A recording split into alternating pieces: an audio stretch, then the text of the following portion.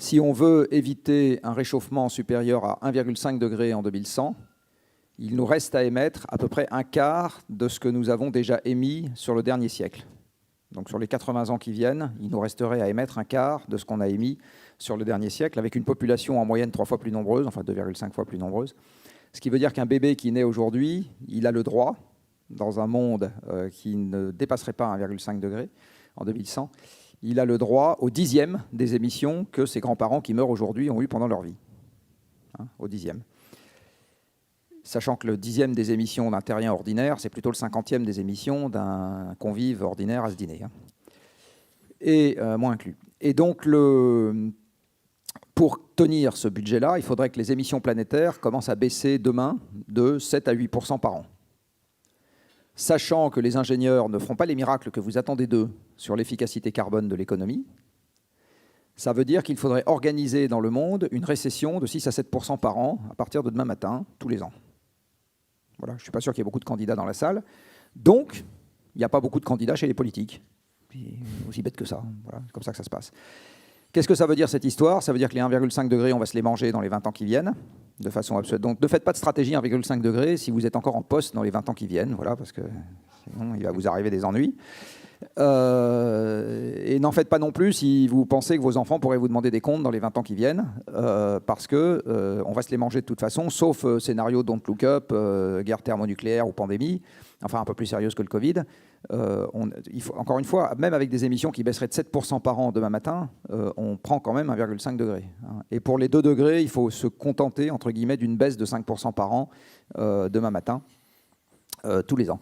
Donc non, on ne fait pas ce qu'il faut pour limiter le réchauffement climatique, et on ne fait pas ce qu'il faut tout simplement parce que la contrepartie qu'il faudrait qu'on accepte, c'est-à-dire une contraction à partir de maintenant structurelle de notre consommation matérielle, je dis bien une contraction structurelle, pour le moment, la population n'a pas envie de s'y résoudre, et les dirigeants encore moins que les autres, pour une raison assez simple, c'est que le pouvoir et l'argent donnent l'illusion de la protection contre l'adversité.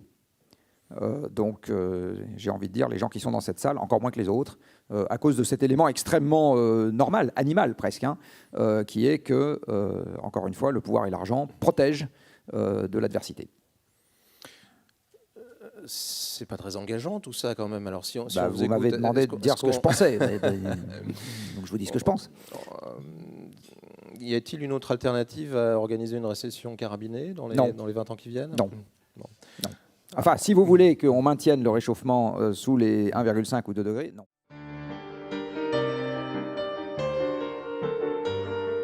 Je voudrais que vous écoutiez ce que Marine Le Pen disait hier. Je l'interrogeais sur la question du 110 km/h auquel elle est opposée. Voilà sa réponse. On peut aussi s'arrêter de vivre, de respirer, d'avoir des voitures. On peut retourner à la carriole à chevaux. Si on écoute d'ailleurs les écologistes, c'est à ça qu'on va revenir. Alors, Madame Le Pen n'échappera pas plus que les autres au fait que les combustibles fossiles sont épuisables. Donc, même si on ne veut pas, je le redis, de toute façon, il va falloir faire avec moins de combustibles fossiles. En ce qui concerne le 110 sur autoroute, il y a plein de pays étrangers qui sont déjà à des limitations de vitesse de cet ordre. Je n'ai pas l'impression que les gens s'y suicident, je n'ai pas l'impression qu'ils soient extrêmement malheureux. Donc je ne pense pas que ce soit majeur. Vous comprenez que le gouvernement, Elisabeth Borne était invitée à répondre à cette question lundi soir sur BFM TV. Elle refuse de passer du 130 au 110 km/h, sans doute aussi par crainte d'une forme de colère, comme il y avait eu quand on est passé du 90 au 80 km/h. Et vous vous dites que cette colère n'aurait pas lieu pourtant? Alors je pense que ça tout dépend de la pédagogie du problème. Je pense que les gens ne sont pas complètement idiots. Et si on leur dit de toute façon il va falloir faire avec moins de pétrole, est-ce que vous préférez qu'il y en ait un peu pour tout le monde et on roule à 110, ou que tout le monde, ceux qui peuvent, qui ont les moyens, roulent à 130 et les autres ils roulent pas du tout? Qu'est-ce que vous préférez? Ça devient un problème, ça devient un problème social, d'inégalité des ressources, d'inégalité des richesses? Évidemment que ça devient un problème social. C'est-à-dire qu'à partir du moment où ceux qui peuvent consomment 20% de carburant de plus quand ils roulent, ça en laisse moins pour les autres si la quantité donnée, si la quantité totale est finie. Donc l'intérêt, ce serait de passer, si je vous écoute bien, au 110 km/h. Évidemment. Pour tous? Oui, absolument. Il y a quelque chose qui est avéré, c'est que plus vous freinez la voiture, plus vous favorisez le report sur les modes alternatifs. C'est-à-dire que ça devient d'autant plus intéressant, où les gens sont d'autant plus motivés à prendre le train, que vous leur dites sur autoroute, ça sera 110 au lieu de 130. Mais le train est très cher. C'est-à-dire que pour le coup, si ça devient une question d'économie, le train en France est cher. Alors ça dépend comment vous comptez, c'est toujours pareil. Si vous comptez juste le coût marginal de la voiture, c'est-à-dire juste le plein d'essence et le péage quand vous prenez l'autoroute, oui, le train est plus cher. Si vous comptez l'amortissement de la voiture, c'est-à-dire le fait que vous devez l'acheter, que vous devez l'assurer, etc., et que vous faites une comparaison entre voiture et pas voiture, à ce moment, c'est pas si évident que ça. Mais est-ce que vous invitez les responsables qui disent il faut privilégier le train à baisser le prix?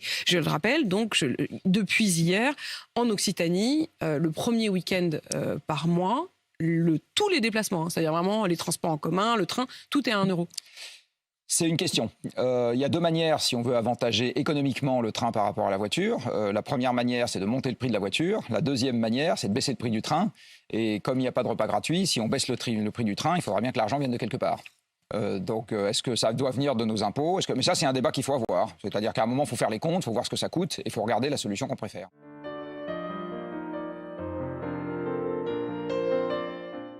Toutes les choses qui sont du ressort de la puissance publique et notamment toutes les infrastructures, ça a des pas de temps qui sont très longs, ça dure longtemps.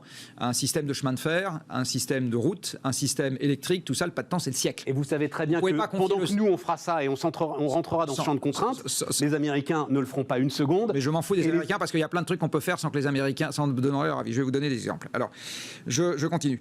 Comme vous parlez couramment de Jean Covici dans le texte, vous n'aurez pas manqué de remarquer que depuis maintenant 2 ans, j'explique partout que l'Agence internationale de l'énergie a publié en décembre 2018 un document que vous connaissez évidemment, non? Non, allez-y. Le World Energy Outlook, qui dit que le pic de production du pétrole conventionnel dans le monde est passé en... Sans doute, oui.